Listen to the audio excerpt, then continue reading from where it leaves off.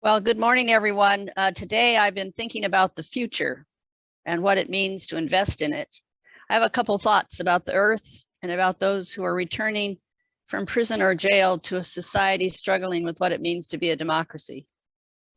For the past 50 years, every April 22nd, today, Earth Day has been celebrated by billions of people around the world.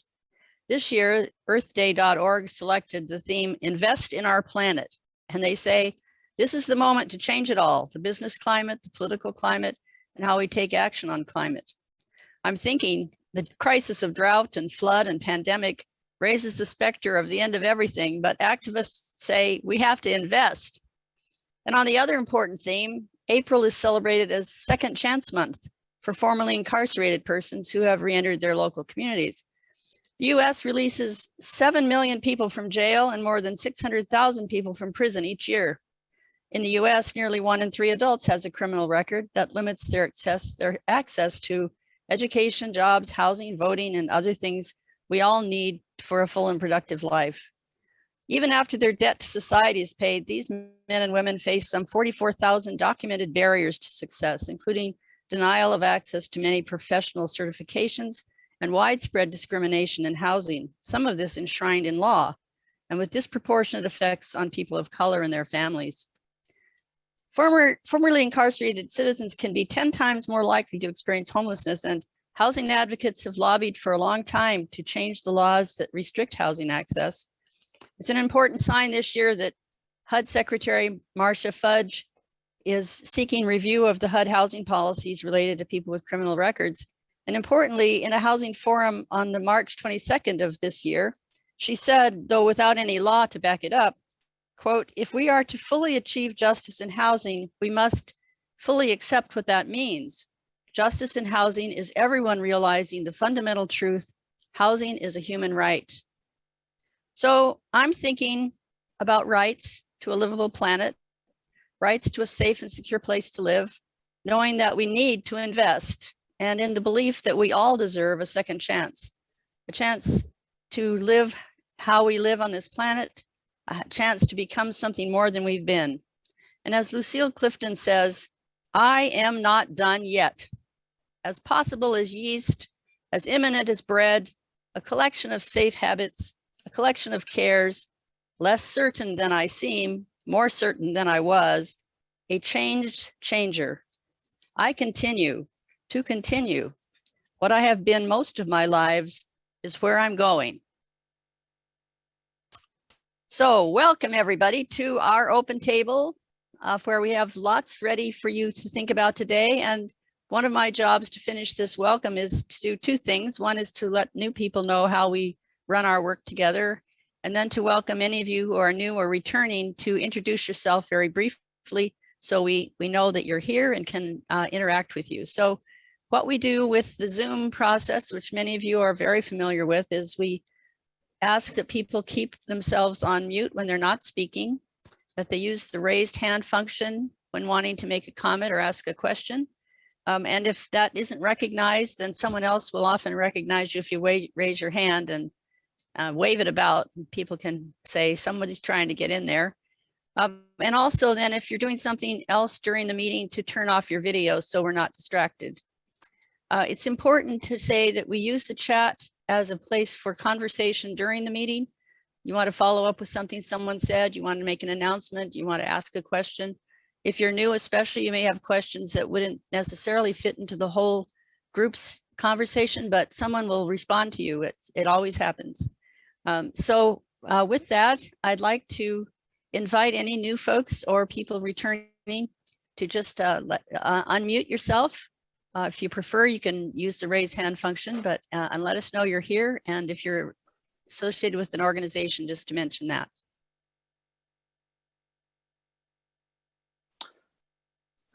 Okay, I'll jump in. This is Joel Hellenkamp.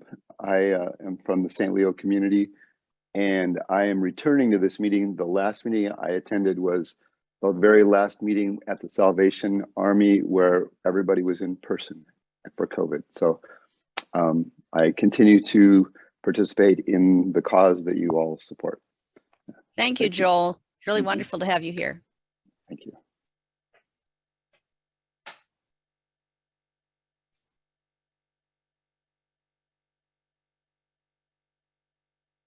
Ashley, go ahead. Hi, I'm Ashley Blackwell. I'm here with Rebuilding Hope as a community advocate, and I have replaced Ashta. So Well, nice to welcome. meet everybody. Yes, wonderful to have you, Ashley. My name's Rachel McHugh, and I've attended meetings for a while now when I can, but I think the last meeting was my first one in a couple of months, and I'm with Sound Outreach. Rachel, thanks for your work. It's great to have you with us too.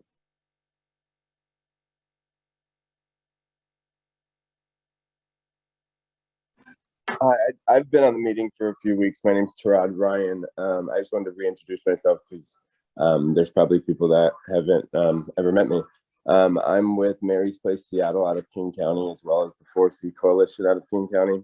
And I'm branching out. I just bought a home in Pierce County, and so I'm going to be launching a tiny homes project, and we're in the works of getting all that, set up and launch. Well, it's great, Torrid, and keep us informed about how that goes so we can have you come and let us know. Will do.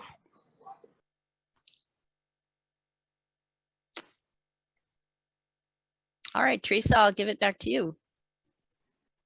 All right. Well, you might have noticed that I'm not Rob and that Garrett is not Rob. We are sharing his job this week because it takes two of us to make one of him. And I'm going to welcome you all to this part about the week on the streets. And I'm asking Richard, is Richard here? Yes. There you are. So I'm going to ask Richard to start us off because he's been on a lot of streets lately and he can talk about that. And then anyone else who has perspectives or experiences this week, things that you've seen on the streets, things that you've experienced on the street, this is the time to do that. So take it away, Richard. Okay, I apologize. I don't have video. And shortly, I will post in a PDF in the chat the 6 pieces of travel writing that reflect what I saw and did.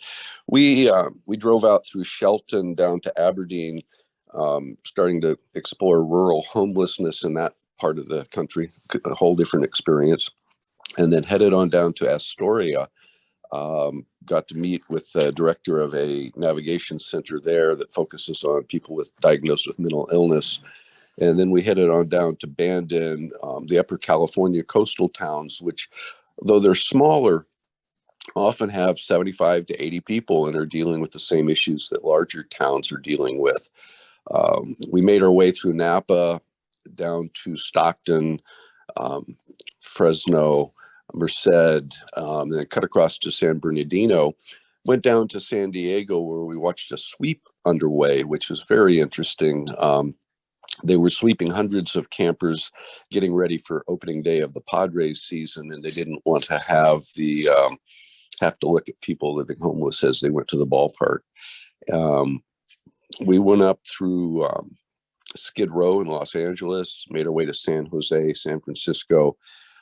Upper California was very interesting. We through Redding, lots of people skirting Martin v. Boise, people pretty harsh on prohibiting encampments. They also prohibit camping outright. And so you don't have tents, but you have people sleeping on pavement directly, and therefore more people dying of exposure. So those were some of the things that we saw along the way. We saw 2 sanctioned campgrounds, which were very interesting. One in Sacramento for about 60 tents. And then if anybody gets down to Medford, Oregon, there's a place called Rogue Retreat, and they operate 5 various kinds of shelter. One of them is a 100-tent sanctioned campground, permitted campground, and pretty impressive program they have underway. And they assess people and have them in different settings depending on what their needs are. And we made our way up through Dignity, stopped by briefly at Dignity Village in Portland. I posted, apparently Joe Biden stopped by an encampment when he got off his airplane yesterday in Portland. I saw just a glimpse of somebody's iPhone clip of him, and he was making some comments on homelessness that I haven't heard yet. And then once we get our brakes repaired back here in Tacoma, we're going to go on up to Bellingham and complete our border to border adventure. So shortly, I'll get those up as a PDF in the chat if anybody wants to read and has any questions about our journey. So that's it. That's real quick. Thank you. Thank you, Richard. And if you have a chance to read these, Richard's quite a good writer, and this is a topic that's near and dear. So anyone else have something that's on your minds about the week on the street, something that's happened, something you want to talk about?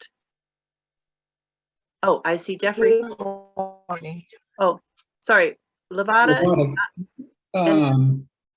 I met with Monique earlier in the Monique Brown on the Camp Hope, the veterans group, and they still don't have power, but I understand it's coming shortly. She said about 23 people are slated to go in there as soon as the city gives the okay. All things are going well, though. I mean, the only difficulty I see is it took 6 months to put this together. And I would just say that if the city wants to be successful, they're going to have to be a lot faster getting these camps put together. That's it. Thank you. Sure. Lavada, I saw your, I think your hand up. Yes, good morning. Good morning. I wanted to share, I believe in February when I got the notice that my shared housing was going to be up in March 15th. Well, this is now April, and I'm about to lose my working tool, which is my food truck. The owner wants it out by the 27th, and I have diligently looked for a place to park it. The place that I found will not be ready until May 3rd.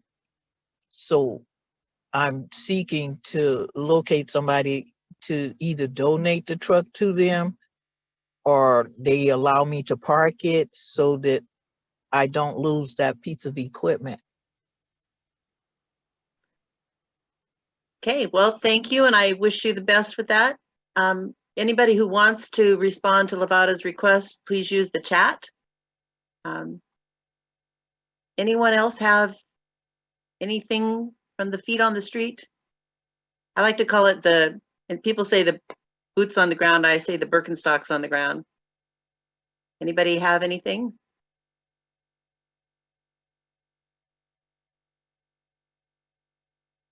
All right, well, thank you. Well, and oh, go ahead. Who was that?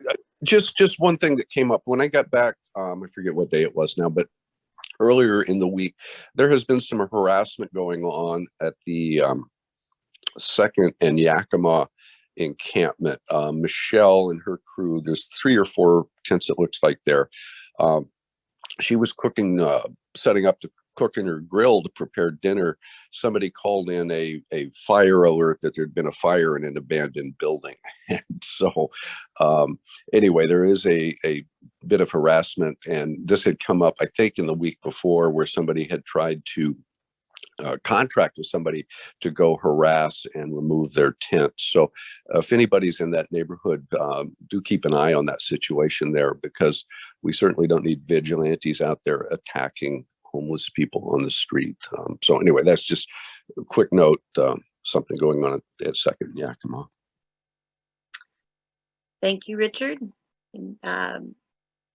This is a great time for us to move to our next topic, which Jay is going to bring us into. About... There was a Kenneth had his hand up just briefly. Oh, sorry, I didn't see that. Kenneth? Hi, can you hear me okay? I've been having problems with my microphone. Well, on the subject of harassment, we are going to have to keep more of an eye out on that as things get warmer. We did have an individual that was shot this week in his tent. It seemed to be just general random targeting. So So no idea who the shooter was? Not this time, no. He was actually sleeping and somebody opened fire on his tent. Small caliber. Thankfully, his head was at the other end of the tent and they got him in the legs. But Well, maybe a topic for another session, just how can the community step in and help to prevent harassment. And some of that's, of course, about education, but some of it's about something else. So thank you. Jay, some of you may have attended or watched the hearing about safe parking, but Jay's going to talk with you about it. She was there. Saw you earlier. Hello, everyone. Went to the council meeting last Tuesday. They passed the safe parking ordinance with an amendment of a background security check for sex offenders, but without amendment for just churches. So that will open it up to nonprofits and others that would like to host the program. But it is primarily for rural areas that this amendment was made, or this ordinance was made. It appears to not affect Tacoma. And so it's primarily the outer areas. It has 3 different tiers and is up to 8 parking spots and is dependent on the size of the parking space. Is there any questions?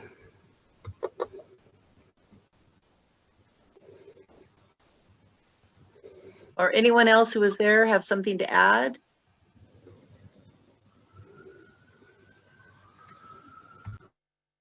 Okay, so this is there is one possibility. Okay, go ahead, Bob.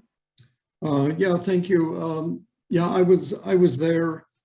It passed 4-3 and did not carry the consensus that I think we anticipated it would. There were many objections brought up by three of the council members.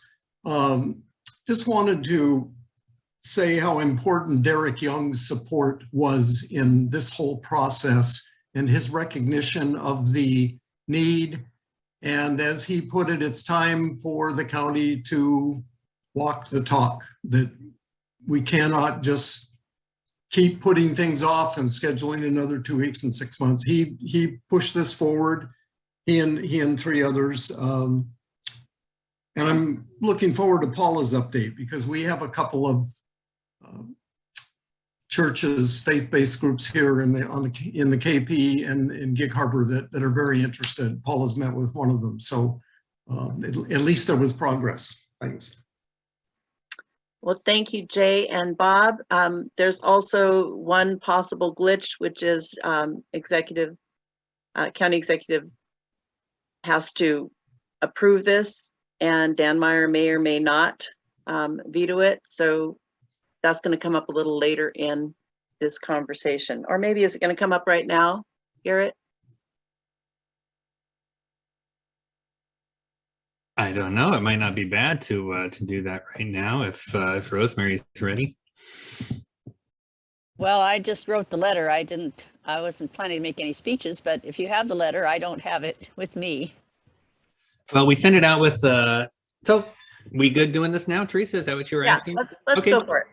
So Rosemary, so at the steering committee meeting, the decision was made to draft a letter encouraging the county executive, Dan Meyer, to approve the, well, this is sounding terrible as a county employee. Let's forget I'm a county employee for this part, okay? So well, I can do it, Garrett, if you want. No, that's all right. I'm rolling with it. So okay, take the right hat off. So encouraging county executive Dan Meyer to approve, to sign the resolution into law or whatever that process is.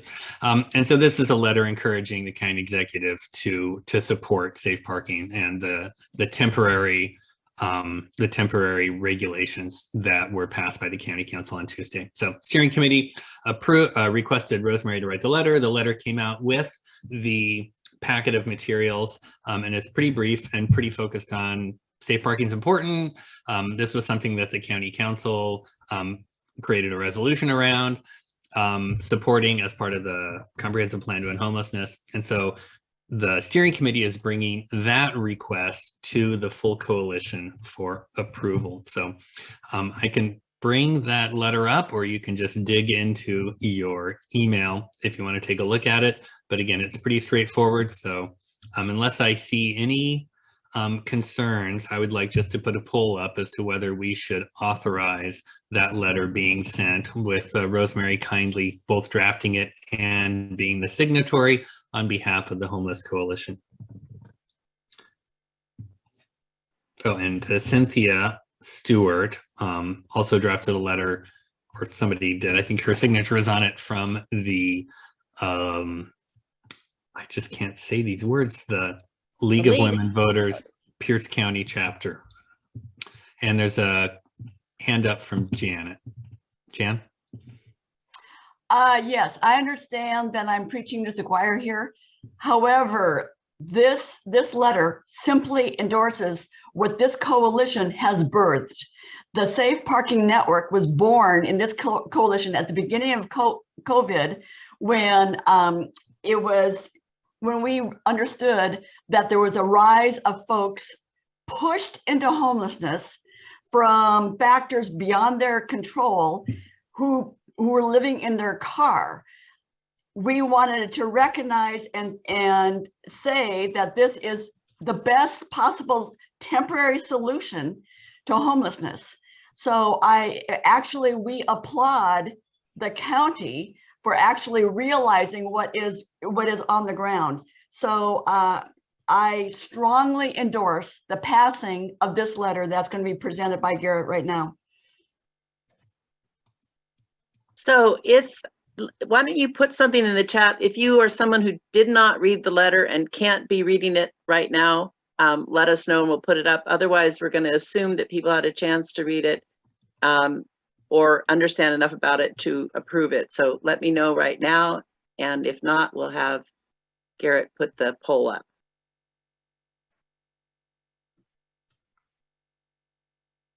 Also, Garrett did put the safe parking one in the chat. So here we go. And I'll attach the League of Women Voters in a second. So the poll is, do you approve the coalition sending the drafted safe parking letter to the county executive, CCing county council and the director of human services at the county?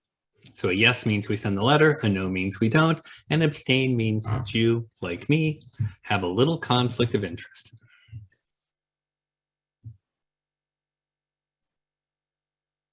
So I'm going to give you guys another 22 seconds. Tick, tock, tick, tock.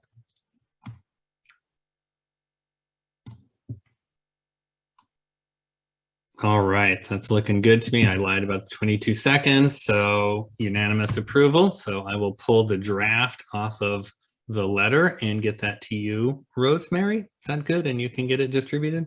Yes, thank you. Perfect. Thanks, everybody. Garrett, I think you have to take a screenshot or save it. Can do. All right. Well, thank you for all of that.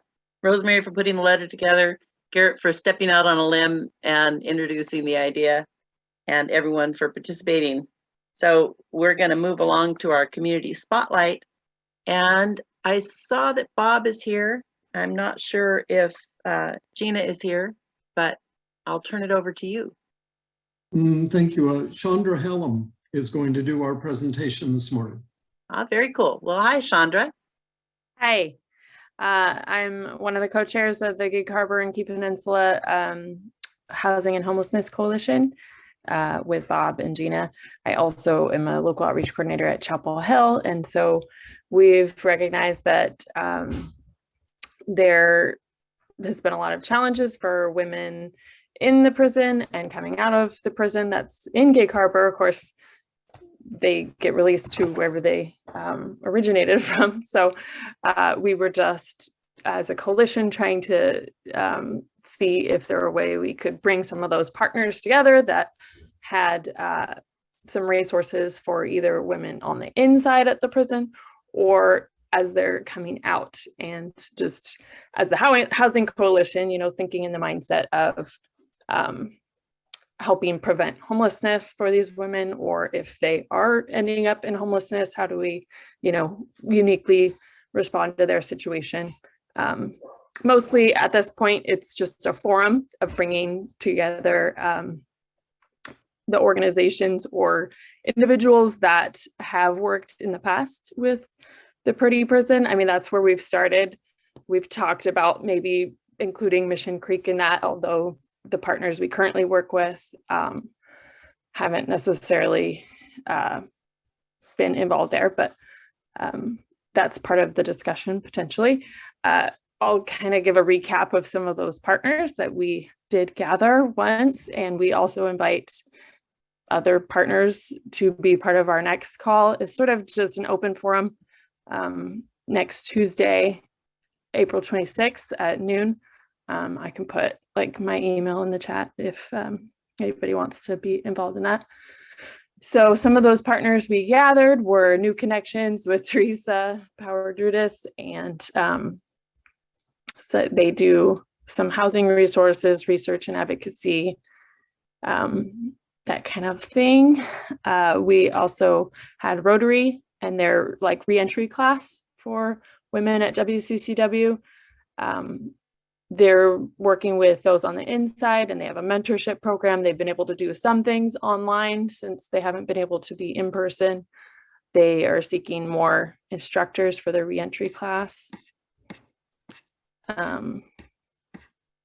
Human Services was on the forum just to kind of share your guys' comprehensive plan, and also wanted to gather better data about women who have kind of re-entered society and if they are ending up homeless. Empowering Life was another one. They kind of were started through Peninsula Lutheran Church in Gig Harbor. They have some parent classes, retreats for families. It's a little more of that family support for women that are on the inside and then might be coming back to those families. We had a few other partners that were interested in helping. TCC, they have sort of an education program on the inside, as well as a reentry navigator that was helpful. And then we had some other community members who were interested. So yeah, again, I invite you to, if you want to help reduce homelessness and recidivism for WCCW, our next conversation will be Tuesday, April 26th at noon. Do you have any questions?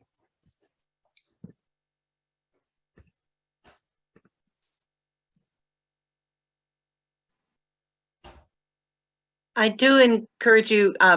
So Chandra's going to put her contact information in the chat so that you can follow up. I'm glad to see some people asking for it because that may mean that you're going to show up at this next gathering. And I do want to encourage you, if you work with people experiencing homelessness and also the effects of being formerly incarcerated, this is a good group to tie in with. And we have a unique opportunity here being so close to the 2 women's prisons in our state. And thank you, Chandra, and the whole crew there for taking leadership in this. Oh, what is the title of the discussion? Kenneth is asking. Oh, it's right here, actually. It's the on your agenda. It says, where do we go? Purdy Prison Support Services. Is that right, Chandra? Yeah, informally. So if you want to help the group come up with an even snappier name, come on down, right? Thank you. So along this is a theme we're going to come back to, and I'm glad that Chandra mentioned the issue of data. That's going to it's a recurring theme that you're going to see throughout. And we have a group right now happy to have the House of Mercy with us.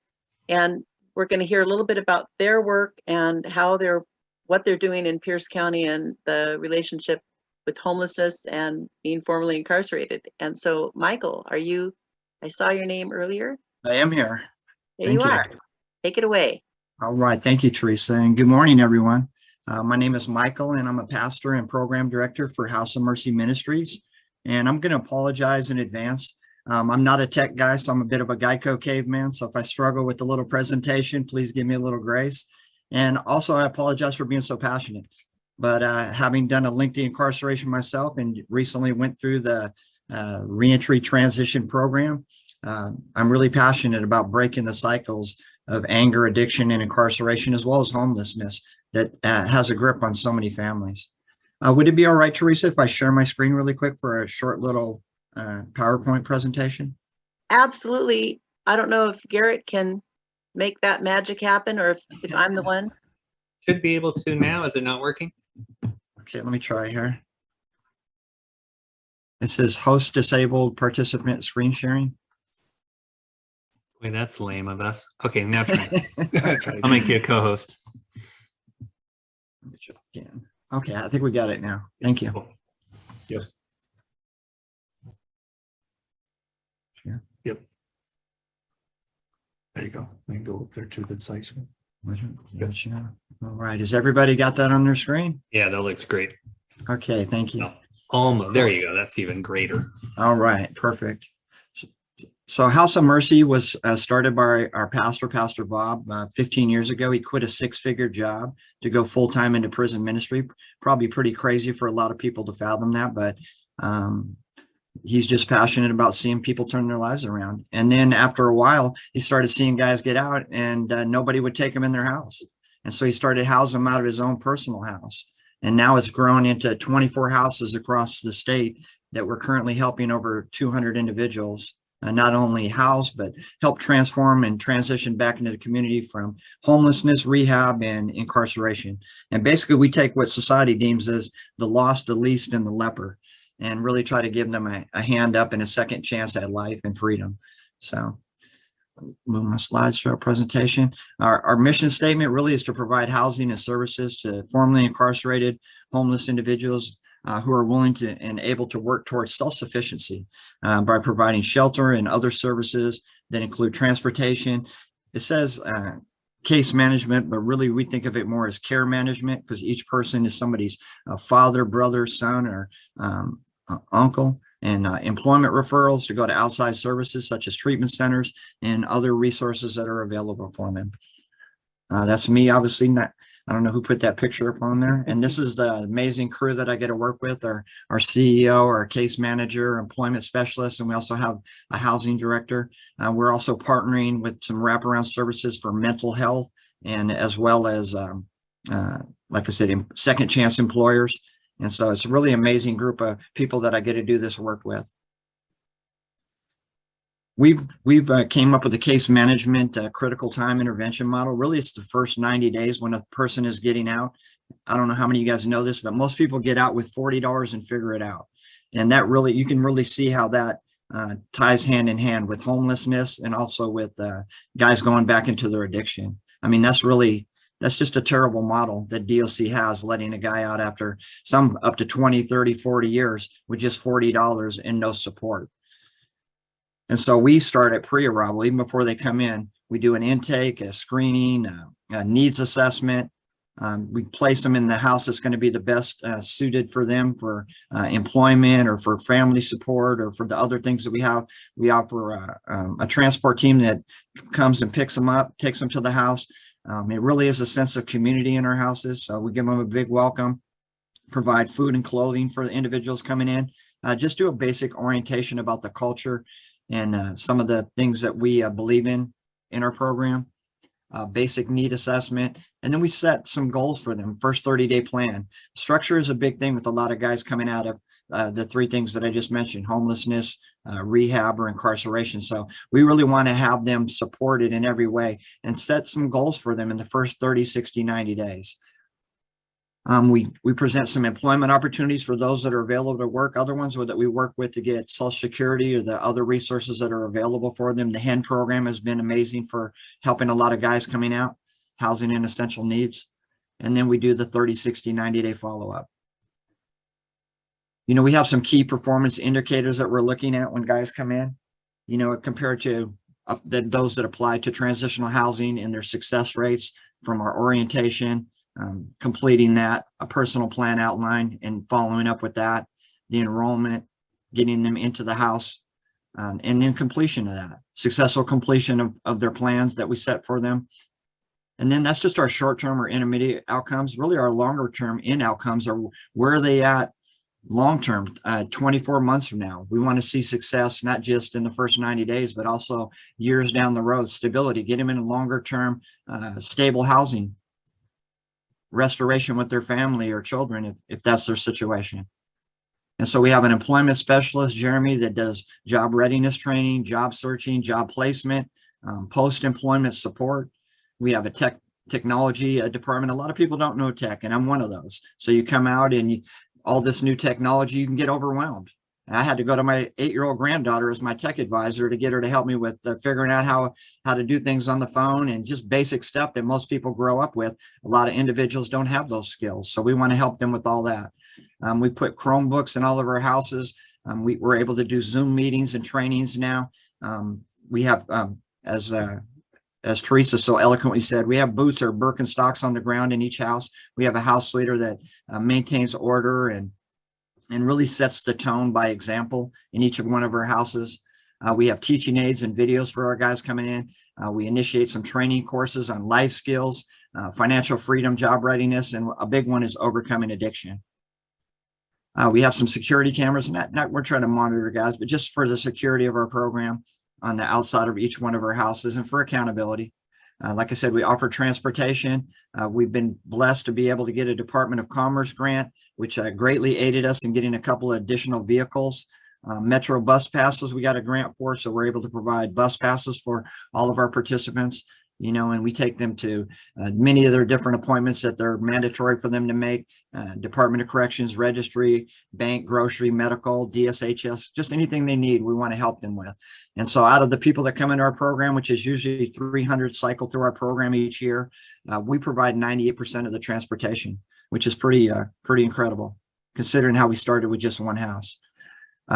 Our housing is from prison, jail, reentry, homelessness, drug and alcohol, rehab centers. That's the bulk of the individuals that we get. Although we do get people from other states or people that are just going through a hard time in life and trying to be proactive in keeping them from being a part of the homeless number or the recidivism number. So we take anybody regardless of criminal background or belief system. This chart was made actually 3 weeks ago. And as you can see, we have 77 pending arrivals on this. That's actually went up to 97, and we only have 68 available beds. And so that's really why I'm on here. There's so many barriers to entry, especially in Pierce County. We have one house. It looks like we're going to be opening a second house, but there's such a great need for more. And the funny thing is the word we keep hearing is they don't like density of people in a spot. Because we were looking at a former federal work release off J Street that has ADA capability, a full-on kitchen, room for training classes, and a thrift shop, all of that. We have all in one right there, and they're telling us, there's zoning problems with density in Pierce County. And it's kind of funny because when you look out the window, there's 2 homeless encampments with individuals that aren't being encouraged, aren't being supported, that have criminal backgrounds, that have addiction, things they're suffering through. And so it's just kind of ironic that the argument against us getting a supportive, accountable, successful program is that they don't like too many people in one spot. So that's kind of why I'm on here. I'm trying to speak from the heart because I believe a message from the head will only reach the head, but a message from the heart will reach the heart. And so that's our dilemma right now. We're trying to be more of an answer. We're trying to, let me go back to regular screen here. How do I end the sharing here? All right, I think I'm back to normal, right? Hopefully I'm back to just me on the screen, but yeah, that's been our challenge. I'm still seeing the show. Okay, can we end the stop share right there? There we go. There you go. All right, how's that? Perfect. All right, thank you. So yeah, I mean, I'm passionate about seeing these cycles broken, and tiny houses and penthouses, while it might be temporary fixes, that's not the long-term answer for individuals, and just from my incarcerated background, I know that 85% of the men we deal with, they have a lot of issues in their life. They have church wounds, life wounds, bullet wounds, knife wounds, but most of them have father wounds. They grew up with out a father in the home. And so those are challenges they have. They were never taught or modeled or ministered to even how to be men. So they're trying to be the man without even knowing how to be a man. So we have a lot of boys out there that are posing as men. And so we're trying to help them with those issues because most of them never learned how to tie a tie or change a tire or balance, their budget, make a budget, balance their checkbook, and so those are basic things that a lot of them were never taught. And so they learned a lot of the skills that they learn on how to be a man from movies, magazines, or prison, or their partners, the streets, or the school system, which is not a good place to learn how to be a responsible, productive adult in society. And so we're trying to make a difference in those areas. And so that's why I'm trying to I believe a person's net worth is their network. And so I've already seen a lot of people in here that I really want to reach out to and connect after this meeting. But the great thing about our program is that in the 15 years we've been running this, we've never had anybody reoffend while in our program. That doesn't mean we haven't had people that have left and, got locked back up for violations or other things. That's a whole nother topic about a system that's really set up against guys coming out and being successful. But we've never had anybody reoffend while in our program. And that's pretty amazing as we take anybody, like I said, regardless of their criminal background, level 1, level 2, level 3, sex offenders, people with some stuff that just looks horrible on paper, but they're different people now and they just needed a second chance at life. And 95% of people that are incarcerated right now are going to get back out into the community. So the questions we have to start asking ourselves is, what are we going to do for these individuals? Would you want somebody that is unsupported or that's shamed or that's, all these different things coming living next to you? Or do you want somebody that's supported, encouraged, that somebody's coming alongside, helping them walk through this process, of transition? And so I know that's a little shorter than the time I've been allotted, but I don't want to just ramble on. I really appreciate Teresa giving me this opportunity. If you have any questions or if there's anything you guys bring to the table in regards to how I can be an answer in your guys' community, because we are looking for the underserved and unserved communities right now too. That's where a lot of the Department of Commerce grants and stuff are focused on, are these smaller communities that have no resources whatsoever. But I could fill 5 more, 10 more houses in Pierce County if I could just get the opportunity to get in the conversation. And we're loved by all of our homeowners. We always pay our bills on time. We're the nicest house on the street. There's never any issues in our houses. We always leave them better than we found them. And so that's just a little bit about our program. I know I'm rambling, but, I'm just really passionate about these issues. And, I drive by like everybody else and I see individuals on the side of the road. And, in 3rd grade, they weren't ever believing they were going to be some guy with a sign or some guy in prison. They had dreams and hopes and vision for their future, not to be holding a sign or not to be out there and have people just drive by them every day without even, saying, hey, how's it going? Or how can I help you? So that's my spiel. Thank you, Teresa, and everyone else for listening. Well, thank you for coming out and talking with us. I'm going to give you a few questions that I see in the chat, but I want to start by saying that this is an incredibly inspiring organization. It's kind of who New Connections would like to be when and if we ever grow up. They are doing this completely for men, and so we are working on doing whatever partnering we can. And this is also a unique thing, a very large organization reaching out to a smaller organization and saying, how can we help and how can you help us? That's really cool. The other thing that Michael alluded to but didn't say specifically is that this is a lived experience led sort of organization, which I think is critical. And so he didn't take bows for that, but I do want to say that is there.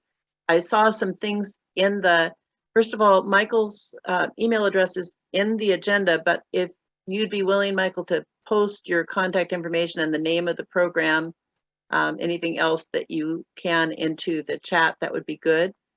I'm looking to see if somebody else has a question. Can you just raise your hand and say it out? So mainly people are just very impressed with what you're doing and saying, will you please let them know how to reach you? Oh, Rian, did I say that right? No, it's Ryan. That's okay. Ryan. Michael, could you briefly describe your house? Is it commercial, residential? How many people do you put in you talked about density issues, so I'm curious what you're up against. Yeah. In Pierce County, it's only 6 non-familiar people in a house, unless you have some special zoning and stuff. Although I know others are getting around that. We're a ministry of integrity, so we're not just trying to get some loophole. We really are trying to, we're not trying to sardine or sandwich people in there. It's a comfortable living environment. There's single rooms available as well as shared living, and so it just depends on the size of the house. We do have in King County, where we have the bulk of our houses, we have some 8, 9 bedroom. But they're all commercial. We don't own any of the houses, and so we're at the mercy of leases and landlords and utility cost raises, because we don't pass those down to our participants, and our heart is so much for the men. We took $30,000 worth of losses and bad debt for individuals that, do whatever happened, just trying to give them a second chance that, and I do it again, because, everybody if not for the grace that I was given, you guys don't know it. You probably wouldn't know it looking at me. I don't have a single tattoo on me, but I did 38 years. I was incarcerated as a teenager, got out 2 years ago, and now I'm a pastor and a program director. So if I can do it, anyone can do it. And so it's out there for people. They just need a chance. They just need to see somebody to see something in them beyond just their circumstances. So yeah, each house has a different amount of people depending on the bedroom size and that, but we really are over capacity and really need additional housing urgently in every county. We're in Spokane, Whatcom, Yakima, Pierce, 1 house, and then King, 14 houses. So to that, I'm going to have Joel ask his question, but I wanted to clarify how many people, unrelated people, can share a house in King County? There is no limit to that. It's 1 person per every 220 square foot of housing. So they don't have those barriers in King County. So it just depends on what part of King County, because Federal Way is completely different than Renton, which is completely different than Tukwila or Seattle. So each one is its own adventure. But Pierce, there's just some major barriers to getting anything going there. So I thank you for saying that. We have been trying in Pierce to get that changed, because that is basically a very strange zoning that is not shared by most other jurisdictions. So I just wanted you to hear that King County actually has a different system that seems to be working okay for them and is based on space rather than whether or not you have any blood relatives in the game. And then it's to Joel. Okay, thank you, Michael, for informing us about this great program. My question is about how long residents can stay within your program, or do you have a drop off after 9 months, or can they stay for, is it 6 weeks, or how long do people get to stay within your services and in your housing? Great question, Joel. So we have the whole gambit. Some guys stay the 3 months from the voucher they get on DOC, and then they move on. We've had amazing success stories of guys that are homeowners, business owners, and have went on, to use this as a stepping stone to great things. We've also had guys in our program that have been there for 5, 6, 7 years. And so there really is no time frame on how long an individual can stay. It's on their pace and their process in the transition. And so we like to do the temporary transition when somebody's coming out of rehab, homelessness or prison, and then move them to a longer term, more stable, environment in our program. That's why we're looking for apartment complexes and motels and buildings that we can renovate and stuff. We're looking for the whole gambit. And as Teresa said, we once had a women's program, but the pastor's wife was basically the chief cook, counselor, and chauffeur. And then her mom got really sick. And so it just kind of fell by the wayside, but there's such a great need for that. We get calls every week for women desperately in need of housing. And so we're looking to get that program started back up. It's such a need for it. So I hope that answered your question, Joel. Yeah, thank you, Michael. So we're kind of at the end of this segment. So if you have other questions for Michael, please put them in the chat. I do want to say that I'm not sure he's right about if he can do it, anyone can do it, because obviously he's a pretty unique human being, and really grateful to have you come here and speak with us about this. And did you end up putting your contact information in the chat? Yeah, I'm typing it right now as you speak. I'm going to put my personal phone number, and I know that seems foolish to a lot of people, but I'm a person, a relationship type person. So I'm going to put my personal phone number as well as the House of Mercy phone number in here for everyone as well. All right, well, thank you. Thank you, Teresa. Appreciate it. Thank you, guys. So moving along smartly from the prisons to the jail, we have our own wonderful Pierce County Jail right here, almost on my block. And Sally's going to talk about, just a little background. This coalition made the decision to reach out to the county jail, have some conversations about how people were released during inclement weather during that really cold period of time. At the same time, I was working with another group was reaching out about the 5 a.m. release time, which, yes, if you don't know, people are released from the Pierce County Jail at 5 a.m. in the morning when no services are open. So Sally's going to talk with you about that first issue because she's been a part of those meetings as well. And then the other meetings, I will talk with you about those after she's finished. So take it away, Sally. Thank you, Teresa. A small group from the coalition reached out and asked Chief Patty Jackson for a meeting about the inclement weather releases. After a couple of coalition members encountered people on the street with inadequate clothing and nowhere to go during the cold, terribly cold period in December. And there was a lot of concern expressed about how that happened. And so we wanted to talk to the chief about how all these processes work at the jail. We have met with the chief twice and we are working to get a third meeting set up. And so here's kind of what we worked on and where we're at. The jail staff said they would research the releases of people that are encountered on the street, but we need the names of those individuals in order for the jail to be able to figure out what happened. So in the future, if people encounter folks during inclement weather who say they've been released from the jail, if it's possible to get their name, then the jail can follow up and find out what happened.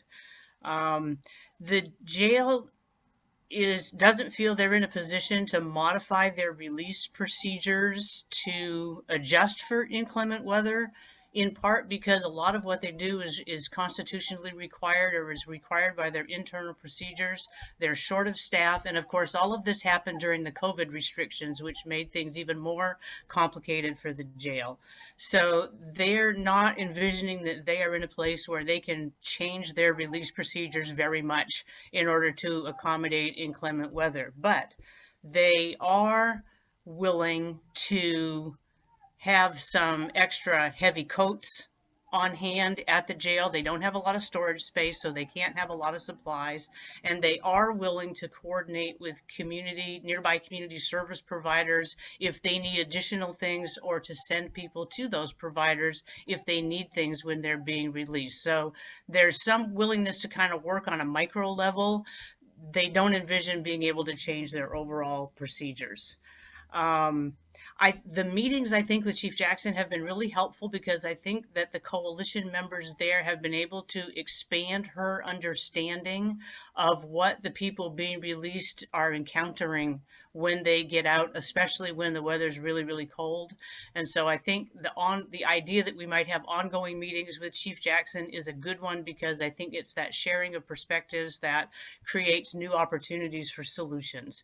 What the jail did do during the cold weather was send additional messaging to their staff, asking them to wait until daylight hours to release people in freezing weather, and also to double check what people who are being released are wearing. So if they see somebody who does not have a coat, offer them a coat. In some cases, people accept the clothing from the jail. In other cases, they don't accept it. For those folks to know where else in the community they could go would be helpful. As I said, the jail doesn't have storage space to have a lot of supplies on hand to give people when they leave the jail. So the idea that they would coordinate with nearby service providers is actually one that has been offered and that needs more work to see how it would work in practice, but that's an opportunity. There was also conversation about, could people who are on the verge of being released talk with volunteers, either it might be chaplains, it might be community volunteers, about what their options are when they get out, particularly around access to supplies and access to housing options. Right now, no volunteers are allowed in the jail. So again, that's because of COVID restrictions. As those restrictions ease, there may be an opportunity to look at how volunteers might help with for incarcerated people who are going to be released who want to talk to a volunteer? Is there a way to do that that would help make that transition to being back in the community a little bit easier in the very short run? And the jail did talk about having someone on their staff who would be the coordinator in case emergency supplies were needed. I don't know that that got put in place. I think that's one of our follow-up items, but that's kind of where we are at this point.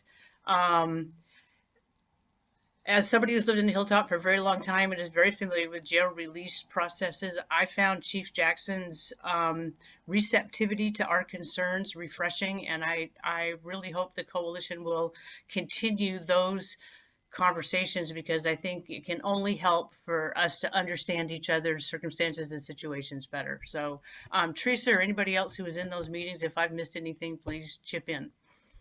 Alfred, I see your hand and I'm going to call on you in just a sec. I just want to piggyback on what Sally said to keep this little presentation kind of as concise as possible. So you're the first on my list. Another group of us have been meeting with Chief Jackson about the 5 a.m. release time, and I think Sally did a good job of talking about some of the same concerns that were brought up in the first meetings were brought up in the second meeting. I want people to know that what we're pushing for is that releasing people at 5 a.m., a little bit to what Michael said before, like if you wanted to have people succeed, is this what you would do? And it's problematic in the community, it's problematic for the people getting out, and that I understand entirely. Chief Jackson talked about how she's kind of running a city within the jail, and it has all these moving parts, and changing one thing tends to change something else. What we do know is that there are some jails who do release, excuse me, from 7 to 9 a.m. That's what we're asking for. What we also know is that this Pierce County Jail used to release people at midnight. They moved it to 5 a.m. So we're aware that it was a problem for them to move it then. It's going to be a problem for them to move it again, but it's not outside the realm of possibilities. So we have a choice as a county, as a city, as the community. We can either make grants to a bunch of small organizations to try to deal with the fact that people are being released at 5 a.m., or we can support the jail and making it a 7 a.m. release time. So that's what we're pushing for. We don't have a lot of, that seems like a insurmountable barrier from the jail's point of view right now, but I think that it is possible to change that. So we'll keep working on it. And anyone who's interested, reach out. Be happy to have you join us. So Alfred, you had a question. I'm gonna say probably one of the main reasons that I think they're going through the 5 a.m. release is so that they don't have to feed you on the way out. Actually, they do feed people at 4 o'clock in order to get them out at 5. So that's not quite it. But I want to tell you, your mic is a little bit loud or scratchy. I don't know if you can do anything about that. But carry on. What, did you have a different question too? Okay, so what you're saying is they actually feed each other. I mean, feed them before they go out the door. Yeah. Because I know I've run in, I ride the bus quite a bit, and I've noticed that they shove them out the door without any means of transportation, and so they're kind of you see a bunch of them trying to beg rides on the bus first thing in the morning. Yeah, that's part of the issue. Absolutely. Does anyone else have a question or comment? Thank you for that. And that brings us to our breakout sessions. And you'll be really surprised to hear that we're going to talk about homelessness and incarceration. So I'm looking around. Where's Garrett? I'm right here. There you are. Okay, so Garrett is the master of putting us into breakout rooms. And the question that we're asking you to reflect on during the time together. First, make sure that you introduce yourselves to one another, because that's part of the point of this breakout session, is for people to get to know each other. But then look at the question of, knowing that homelessness and incarceration are wed in some ways, what are the resources that you either know about for helping people who are who have both of those qualities? They are currently experiencing homelessness and they have a history with the criminal legal system. I keep trying to remove the criminal justice system from my vocabulary because it really is a criminal legal system. So what do you already know about? Oh, sorry, of course, right when I'm talking. What do you already know about that exists? And if you're working with people who have those experiences, what would you like to see Pierce County provide? Is there anything within the work that we're doing that we could push on to make that transition smoother? So you have some background with what Michael said and what you heard about the jail and what probably your own experiences are. So question is, what do you already know about that helps people in that situation? What would you like to see for them? More of, better, different? You ready? I'm ready. So we set 15 minutes aside on our agenda. We're running about 5 minutes late. Do you still want to do 15 minutes? All right, we'll do 10 minutes. So we'll see you all back about 10:11, and off you go. Here we are back again. So I hope it was a productive conversation, or at least entertaining to someone. And if whatever you have as a group or an individual, if you'll just put it in the chat, because we are a little behind schedule, but it really helps to have these things in the chat so we can look at them again next week. And Patricia, you have a question? I was just going to make a comment that I wanted to bring to the big group. Just like what in my experiences, the first places that like they go are to food serving. You know what I mean? And then asking where they can stay. Like, that's what I've noticed. They go bus, food, you know, where they can stay. So to hit those access points might be a good mechanism. All right. Thank you. Very good. So thank you all for that. And is Brian in the room? Yes, I'm here. Hi. So take it away, Brian. Good morning, everybody, and thank you for inviting me. We wanted to let all know that Pierce County is releasing its affordable housing NOFA today. That is a NOFA for the development and preservation of affordable housing in Pierce County, countywide, to serve low-income households, including potentially homeless households as permanent supportive housing or other types of permanent rental housing opportunities. That NOFA amount is nearly $18 million, which historically speaking is about 4 times more than the county normally has available for affordable housing development and preservation in Pierce County. That is because the Pierce Brian, County— I'm sorry to interrupt. I saw something in the chat. We have some people with hearing issues. So if you could move your mic just a little lower so they can see your lips. Oh, okay. Sorry. Is that better? That is better. Okay. Yes, a NOFA is a notice of fund availability. So that is the county publishing a notice that we have around almost $18 million available to nonprofit and or for-profit developers and or owners of affordable housing to do what we would call preservation, which would be rehabilitation or repairs on existing affordable housing or acquisition of existing affordable housing, and also for new development of affordable housing. And again, historically speaking, this is 4 times the amount of money typically that we have.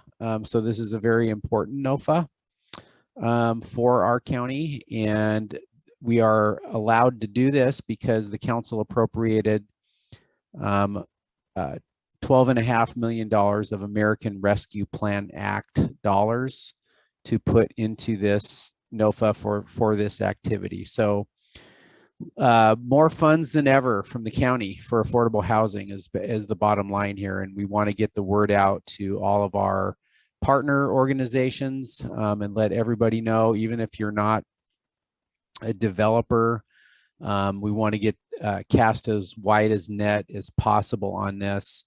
The goal really is from our department's perspective, we want to make it clear to elected leaders that there is a need for affordable housing funding and financing. So we want to get as many applications as we can for this NOFA to show that there's a demand, and the more demand we can show, the better case we can make for additional funding down the road. So that's really broadly why I'm here today, just to kind of make that announcement and a sales pitch for the county's affordable housing funding that we provide.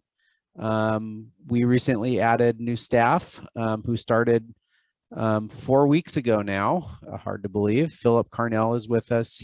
He, like I said, joined us a little bit ago. Philip comes with a really strong background in affordable housing, both his education and work experience, and our staff capacity has been greatly enhanced since Philip joined us. So looking forward to getting this NOFA out, looking forward to getting these applications in, and looking forward to all the affordable housing that can be produced in the county as a result. And with that, I guess Garrett will turn it over, or Teresa, for questions, if anybody has questions. So get out there and collaborate. Pick up your pens, people. And Janet has a question. Yes, sir. This is great news for us, but please define affordable housing. The city of Tacoma has just released a couple of major developments that says 80% of AMI is affordable. I don't think the population we're looking at can even think about being above 30% AMI. So what is your definition of affordable? So that's a very good question. And each of the funding sources that we have out there have a little different income targets for affordable housing. So my definition of affordable housing is, and actually the standard HUD definition is that a housing unit whereby the household pays no more than 30% of their income for rent.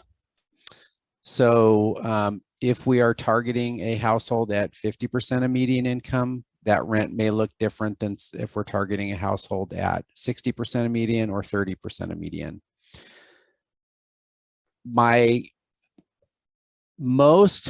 And this is a broad statement, most of the affordable rental housing that we fund is going towards households that are at or below 50% of area median income, which is defined by HUD as very low income. So that is the definition of affordable housing. The real simple HUD definition is a household that pays no more than 30% of their income for housing expenses, either rent or mortgage payment. Right, which means that the millionaires are actually also living in affordable housing, which always makes me smile when I think of that. So thank you for that. We hopefully we can catch up with our agenda. I have Ryan Mello on the call here, and he wants to talk a little bit about the safe parking. Is that right? It is. I'm sorry, I need just 30 seconds. I apologize, Teresa. No problem. So maybe we can take, I don't know if, Caleb, are you here? I sure am, Teresa. All right. Do you have an update from the city? Yes, I do. I have a few things here. Just going to bring up my notes here. I apologize for that. The first one is about the HEAL team manager recruitment. Finalists are going to be interviewed the week of April 25th. For some of you that may have had the opportunity to watch the city council session on Tuesday, will know that that went for a good hour, 45 minutes just around the homeless strategy. And I will post a link below if you would like to watch it. Just make sure you eat and go to the bathroom before you do that. Potential shelter sites at 34th and Pacific. During the April 19th City Council session, homeless update, staff reported that the City Council will begin those discussions around underway with a potential service provider to develop that operational site at this location. So that type of shelter is yet to be determined, and no decisions have been made yet on what type of shelter that is. So I know a lot of you may have feedback about that, so feel free to send that along to me. When an agreement is established with the operator, staff will return to the City Council to provide an update about the type of shelter and next steps.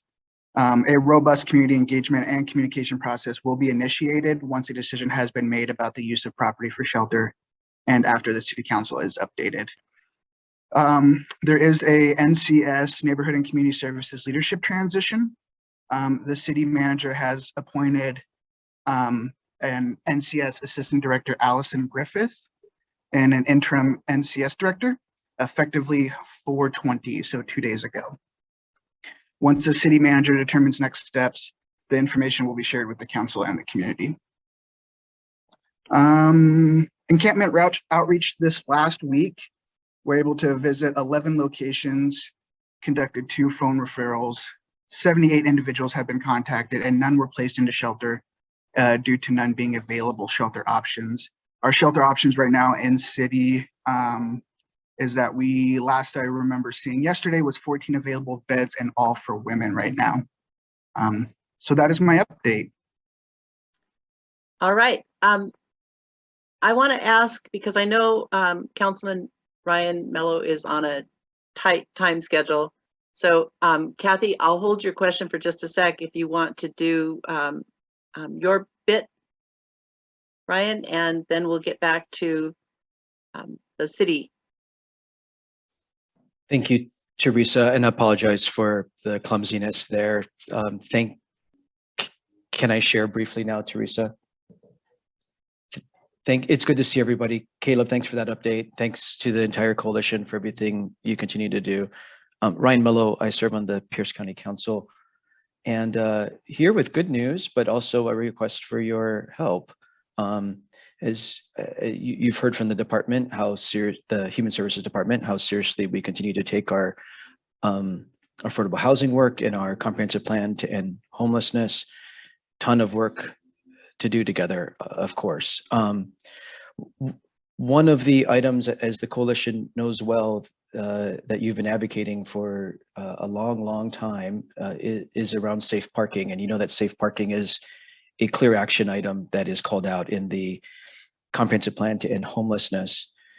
The county council, right, about just a month ago now, we approved the comprehensive plan to end homelessness and appropriated $9 million for a first phase of early actions to implement that plan to end homelessness. The policy item of how to make safe parking a legal land use is the first real policy discussion that the county council has taken up since adopting the plan just a short month ago. And pleased to report that the county council approved safe parking this past Tuesday. But I'm here to report it's very much worth celebrating.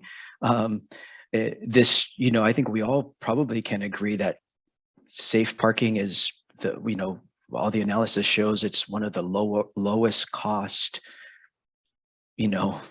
least dramatic, least logistical thing. It's a lot of work, right? But compared to a lot of other things, it is the least we can do. It should be the easiest thing to pull off. It is the lowest cost thing to pull off. It should be the easiest thing we should do. It's by no means the only thing. It should be the easiest, quickest thing we should do. But what I need to do in addition to, I want to share what we passed, but I also need to ask for your help because unlike Tacoma, where they just pass a resolution and direct the city manager and city staff to do something, that's not how it works in county government.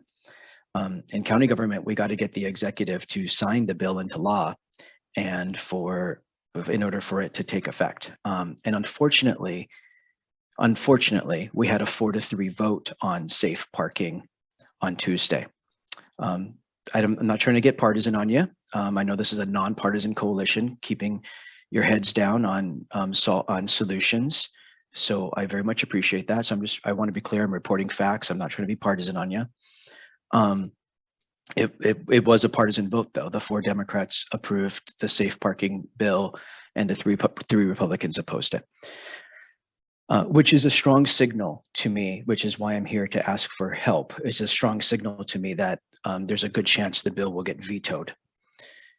Right? We say we need to treat homelessness like the emergency and crisis that it is. We say that Pierce County government can't do it alone. City government can't do it alone. We need the help of volunteers, the non-government sector, the faith community, the business community, the philanthropic sector, right? We say we need everyone to chip in and do their part and then some. Government can't do it alone. Well, safe parking is one of the easiest things. We can put the call out to the world and say, we need others' help. Please, we invite you to be part of the solution. We're making it legal to do safe parking. So what was the policy disagreement? The policy disagreement really is in 2 areas. The majority that passed the safe parking bill included 2 things that the minority did not want. So I'm going to try to oversimplify it so that you can aid us in advocacy if you are able. The first is the types of land uses that are allowed to do safe parking. The majority wanted it to be as wide as possible, to invite as many land uses as possible in this. It's an interim land use regulation because it has not gone through the Planning Commission yet. And so it's an interim land use regulation, but it directs the Planning Commission staff to come back with a permanent rule in 6 months. We felt very comfortable with an interim land use regulation because our staff that drafted this, we know best practices. This is not a new thing. It's not a new thing to our region. It's not a new thing to our state. So we felt very comfortable doing an interim land use regulation to say, okay, we're putting this in place now. We'll fine tune all the detail. So we said religious assemblies. I'll get to you, Jeffrey, and I'll try to be as brief as I can. But I'm trying to make sure folks understand the disagreement here. Religious assembly land uses are allowed to host safe parking under our bill, and what we call civic institutions or civic land uses, schools, family support centers, higher education facilities, libraries, community centers, senior centers. Those are civic institution land uses, right? The majority, the minority wanted only religious assembly uses.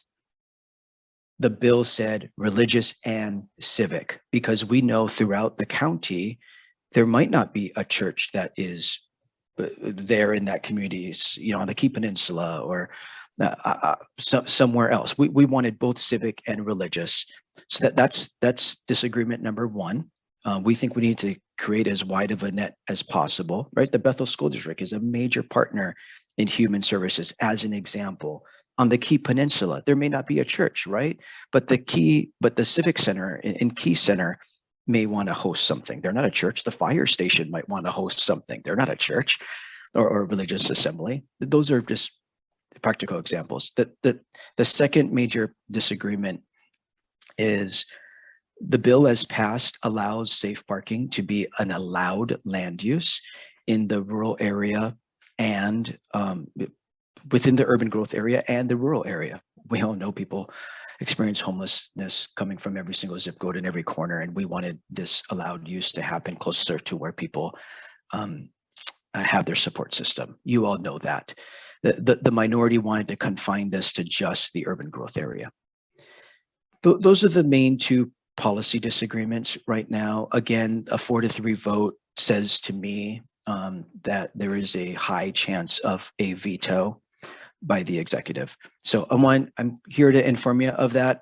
I'm here to ask for your engagement to engage with the county executive about why we need such a rule like the one passed to invite everyone possible to participate in the solution. I'm happy to take any questions if there's time, Teresa. So we are running a little late on time. So what I'll ask people to do is put any questions you have into the chat. And also, Ryan, you weren't here at the beginning of the meeting, but you'll be happy to know that the coalition voted to send a letter of support for this to Dan Meyer. So, and of course, with this invitation, anyone who wants to write on their own in whatever direction you feel you need to write, please do. It's good to get the conversation going. And we appreciate you coming and explaining some of the nuances which we didn't explain earlier on in the meeting. So thank you. Thank you very much. And thank you, Caleb, for being patient with us while we did this little side trip. And I hope people can remember what was being talked about. And Kathy had a question that relates to what Caleb was talking about. So please go forward. Yes, thank you. Excuse me. It's been quite a morning. Caleb, can you please remind me what your role is? I know you're newly onboarded with the city. Can you remind me what that is? Yeah, Kathy, thank you for that question. I am the Homeless Strategy Systems and Service Manager. So I oversee the strategic part. However, with the new transition of leadership, right now I'm also overseeing the HEAL team. And this was given to me yesterday. So I will be doing that until the HEAL manager is brought on board and is performing in their capacity. So strategy and boots on the ground. Got it. My question you are fold. I did tune into the study session the other day, and as a result, I have more questions than I have answers, and perhaps a one-on-one follow-up with you would be most beneficial. But in the meantime, I want to ask two questions. What is the current and accurate homeless count for the city of Tacoma? And my second question is, since we've had so many both public and private sweeps since the beginning of the year, where do people go when they are displaced? Thanks, Kathy, for that question. I can send you directly the numbers of best I know. That is still something I'm working on to be able to have access to. So that's something I don't have on hand right now. Me too, friend. Me too, because I'm trying to, we want to make data-driven decisions, and that's just data that I don't have. It was reported, and I truly respect and admire Linda Stewart. She is an invaluable resource. The report was that we have a total of 1,105 beds, and another 70 are in process of coming online, and that includes Monique's facility at Fob Hope. We're really looking forward to that, and we're just cheering for you from the sidelines, because I know these disruptions have been very disheartening, but it's happening, my friend, it's happening.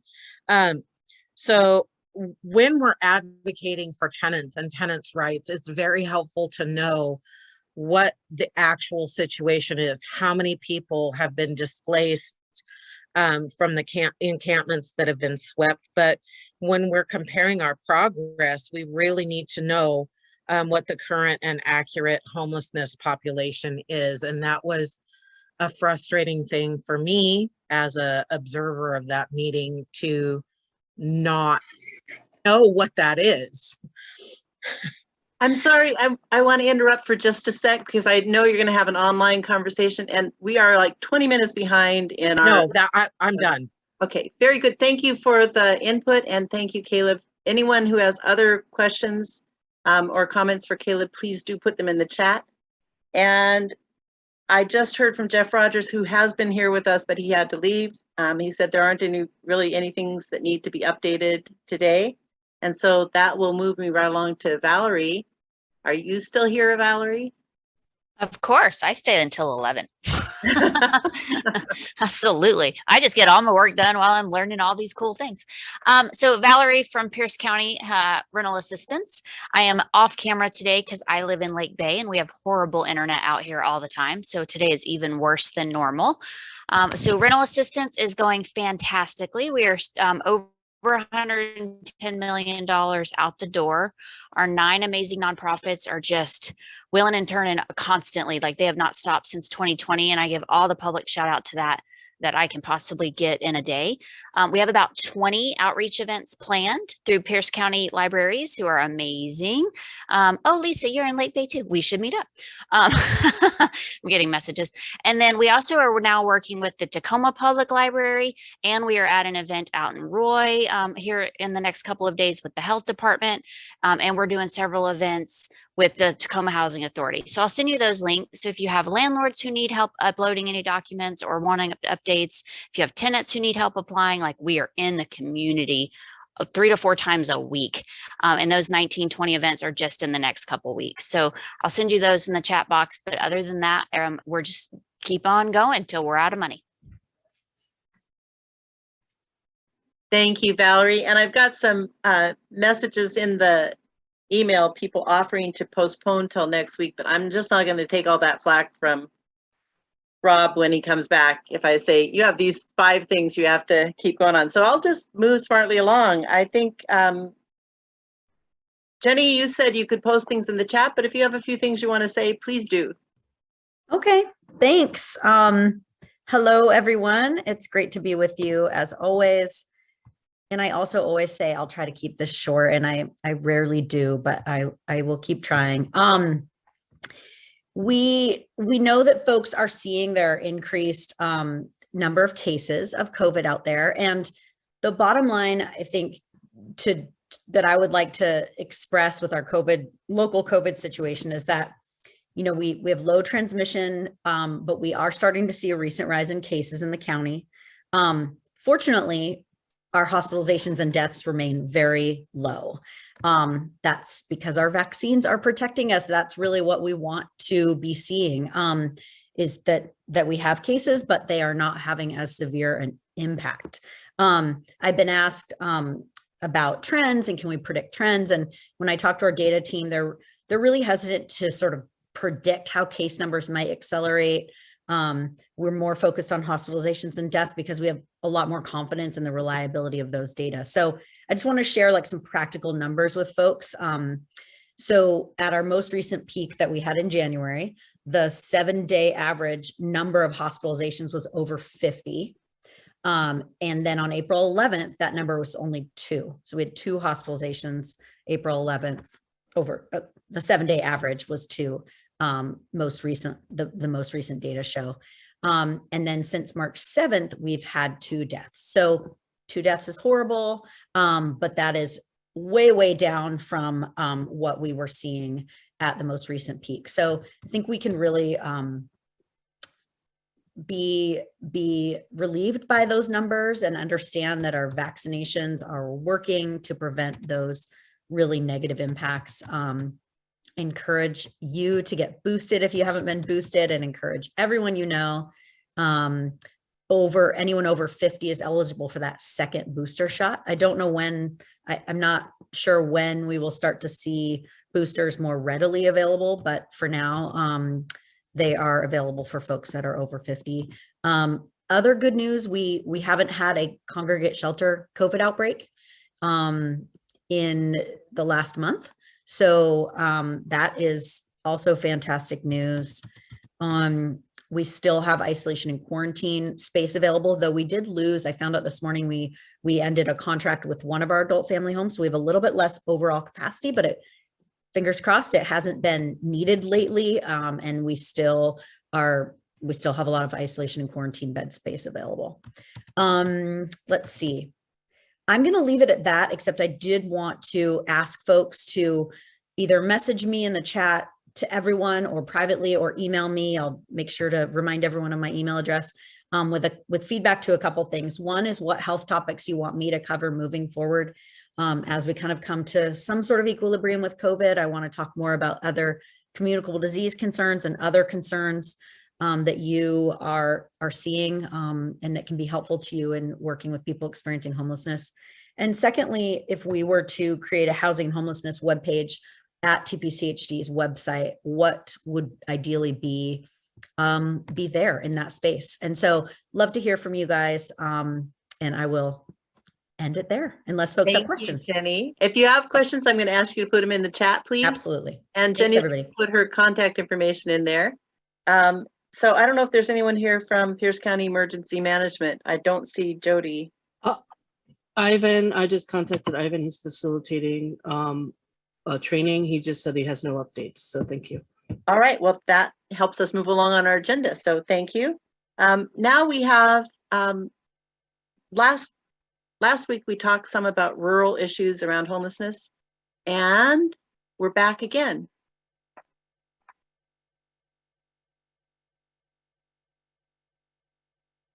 Oh, Paula, that was your cue. I'm sorry. Are you there?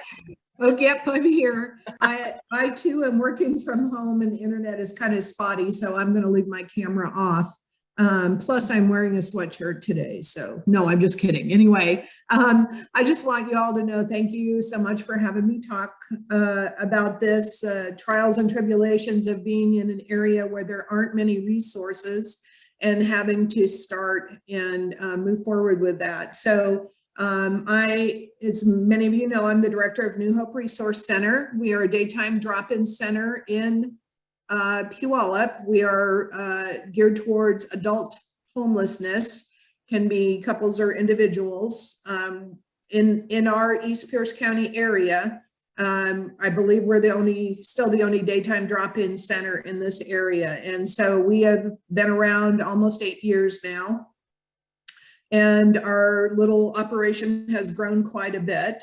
But the way that it started was in response to seeing people that were homeless, and actually from a request from the city of Puyallup, which is kind of ironic, but originally they had a request that the people that were in the Freezing Nights ministry, which had been going at that time about 10 years, that they have a place to go during the day, because they were getting complaints from the community about the churches releasing people from freezing nights onto the street who then had no place to go but like the library or hang out in the parks, different things like that. They weren't getting the resources that they needed because a lot of the social service agencies, as you know, do not work at night. They work during the day. So a group of people from different churches got together, said we want to take this on. We did. We raised the down payment for the facility that we are in 2 nights. One of the churches raised over $40,000 to put down. And as a result, we had New Hope Resource Center. It used to be an old Domino's. We went in there, they had no heating system, anything like that. So we had kind donations for that. We built it up. And as we opened it, the first thing we wanted to do was just provide a place of safety and respite for people that were living on the street. So people would come in, there were tables and chairs, we had food, we had coffee, we had resources and things of that nature. What we have learned since then is the resources that need to be available to people who are on the street were things that we didn't necessarily have expertise in the beginning. And so what that created was an opportunity to network. And I know they talked about this last week. Bob and Gina talked about it in relation to just finding out what is in your community, or bringing people that are in social services, such as the PATH teams, different things like that, to your location, let them train your folks or talk to you about what they can offer and build that network. And so that's what we spent the last several years doing. So right now, the most important things that I would say is when you're in a smaller community like that, you need to, and this is in line with what Rosemary's poem was last week. I can't remember if I'm saying it exactly right, but it's the general thing. Ask questions, be courageous, and then share the victories is kind of what we do. So stepping out, you have to step out of your comfort zone. It's important to talk to the community and continue to try to build a relationship with the community. It's also great to try to build a relationship with the city government or local government that's in the area that you're trying to do your services. Take a look around and see what is needed and what you can supply, or what partners you may have, such as the county, to be able to get the funding to do the things that we have done at New Hope, such as responding to COVID with a mobile resources response team, and then also being part of the safe parking network now. So I'm really excited to, and hopefully get lots of letters to Bruce Danmeyer from this group to be able to promote that and get that moving forward. And we know it's a need, and I just think that the fact that we have relied on and been mentored by so many agencies that have been around longer than we have in Pierce County, I think that that has been the road to our success. So I guess for being able to do services in an area where they don't have them, you need to have that network. You need to build those resources and talk to people that are already doing it in another area, and then trying to mimic or pull in your own resources. And volunteers, volunteers, volunteers. The best way to change somebody's mind is to bring them in from the community and give them an opportunity to actually hear somebody's story. We all know as service providers that when you hear the word homeless, it's kind of a blanket negative term. But if I know this is Joe down the street who's had so much trauma in his life, and now he's experiencing homelessness as a result of that, and I get to know him, I think that that is way more impactful than just trying to tell people about the services that we do. You have to get to know the people that are actually in that situation. So I think, you know, it has been difficult, but again, I feel completely blessed to have the support of the churches in the area, and then also of all these service providers, all of you. And I'll take any questions if there's any.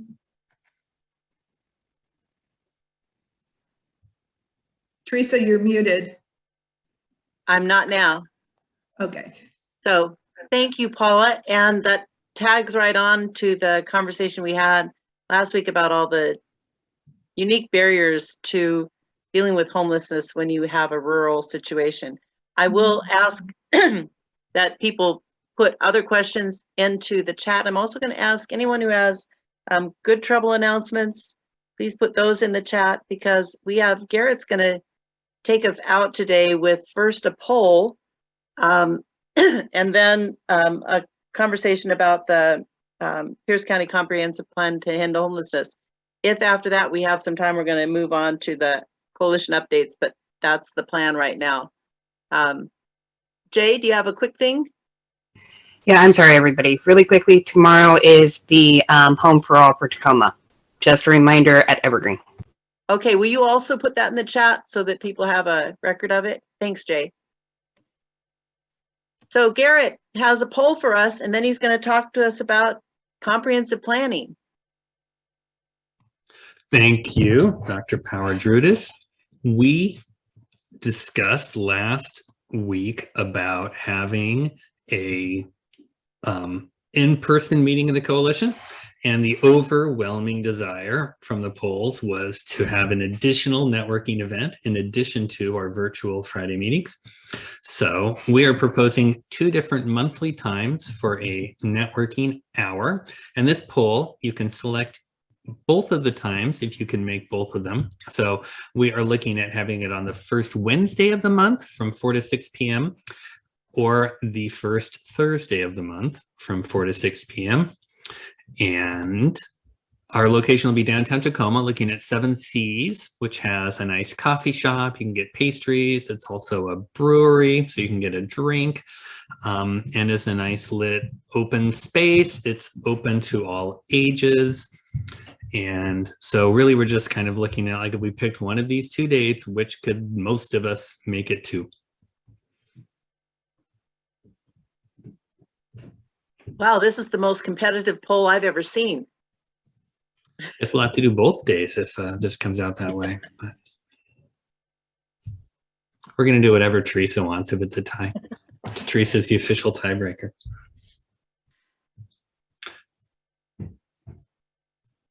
Give folks another second. So we're like Monday's too early in the week. Friday, Saturday, Sunday, we all got plans. Tuesdays, council meetings. Really, it's Wednesday or Thursday. And I'm going to go ahead and call the poll there. So we're looking really even. Could you guys make it harder for us to make decisions? Irritating. All right, well, we'll take that into account. It definitely looks like Thursday edges out with 2. So I will schedule Thursday and get something on the calendar, if that meets with your approval, Teresa. Oh, I get to approve things now. I didn't know that. And I We decided to, oh, sorry. There's something in the chat. We decided to try to straddle work time and personal time, right? So folks probably don't want to come for all 2 hours, or maybe they do. But we wanted something that could be part of your workday, if that's something that would be acceptable to your employer, right? Making time to make connections as part of what we do when we serve our community. But also, folks don't have that option. We wanted it to be a time that they could also use their own personal time to develop networks to get that next job. And a question, Jay? No, I just forgot to take my hand down and be annoying. Not annoying at all. All right, and the comprehensive plan to end homelessness. I have to say, not an awful lot has happened in the past week. We are still working on RFPs. We're working on getting funding out that was allocated by the county council. So busy, actually was meeting at 8 o'clock today about the transportation pilot and working on getting our kind of partner municipalities together as we look at how we are going to be developing that unified regional approach that is that's kind of prime there. So I don't really have an awful lot to update.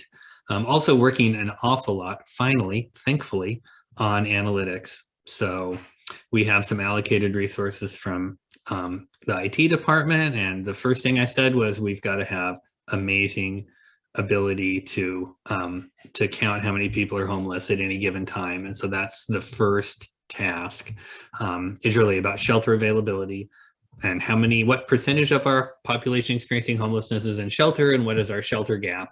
And that requires a good count of who's homeless. So we have that work going on, and hopefully should be available in the next week. Although my data analyst is going to be a father, is going to get a couple weeks of paternity leave, which doesn't seem like enough, but there you are. And so that might be a bit delayed because of that, but I'm really optimistic. And there's an open invitation to our municipalities that we work with around homelessness, or really anybody that wants to talk numbers about how we can make this count of homelessness something that we can all stand behind, right? So we're super flexible on how we do the count, as long as it has an anchor in reality. We're looking to our partners to work with us. So that's kind of my big update. Again, I'm excited to finally get some real brainy data people swinging into action. Any questions? Probably can take offline. That's very good news. We all love that data, as long as it is, as you say, grounded in some sort of reality. So yeah, there's some thumbs up, and there are things in the chat about how much we appreciate you. That always holds true. So we do still have enough time to do a little bit more that's on the agenda. The Safe Sites for All update. Jan, do you have something you want to throw in the ring? Safe Sites for All, Monday, noon, Zoom. Go to our website. Now that we are successfully done with having to promote and advocate for safe parking, everybody contact Mr. Dan Meyer really soon. We have taken on the Emergency Distribution Network, which is, as we know, inclement weather is in our future, maybe more than we would like to recognize, and we're doing something about that. So come and join us, and see you then. You're good. So Jay. One last thing. to consider, there was another update from the Emergency Food Network at the Gig Harbor Coalition meeting this last week, stating that indeed donations are dropping drastically, and incoming food and outgoing food is at an all-time peak. So people are coming in but not donating, and that's something to think about. Okay, good. I mean, not good, but good that you report on it. So anything else, coalition committee updates and Good Trouble announcements? Jay, I think your hand is still up, but I don't know if you have another question. Oh, Patricia. I put it in the chat, but the Healthcare for the Homeless national conference is going to be in Bellevue, which is unusual. May 10th through the 13th. So you can sign up. It's getting close to full. You don't have to attend the whole conference, but there's other ways you can participate and gain information. So thank you very much. All right. Sally? The City of Tacoma's Community Vitality and Safety Committee meets this upcoming Thursday, the 28th at 4:30, and one of the items on the agenda is the process for encampment removal. So some of us might want to watch that meeting. Right, thank you for that. We often do some sort of advocacy thing right now, and I don't know, Monique, I see you there, and I wonder, just calling you out, what can we do to make this smoother for you and get your place open? Nothing. We're just waiting for the power and the final porta potties to come. They did bring a power pole out. It's laying down on the street there, and I saw a guy looking for the gas the other day. So we're getting close. We're getting close. I was trying to see if I could turn this around so you could just kind of see a little bit. Just a little. I'll give you a little teaser if you don't mind. So we're working on rain flies now because we found out that these are not waterproof. But oh dear, this is the first. Oh, you're on mute, Monique.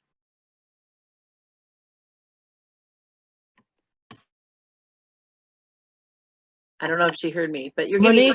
There you are. And then Costco donated a carport for us, so we've got part of our kitchen tent back. We're going to try to see if we can salvage this frame to make another part of the tent. But there we are. We're getting there. Shower trailer's here. Well, and so we're just waiting for power. Thank you for that little inspirational leading us out into the day. And I'm sorry that I'm not Rob. I'll try to be Rob more next time if I have to do this, but thank you all. And for people who are willing to hang in here to plan for next week's meeting, we're going to take 5 minutes and then come on back here. You're welcome to post anything you like in the chat because it'll be saved after that. So go for it. I've got a question there, Teresa. Who does? Oh, Jeffrey. Just a note on heading out. If you have a chance to go by Monique's site, do it. It is the perfect model of what we should be promoting. So please, please, Ruby is the site manager, and she will welcome any smiling face coming in to view. So please, please, please go see this site. Yay, Monique. See you at 11:05.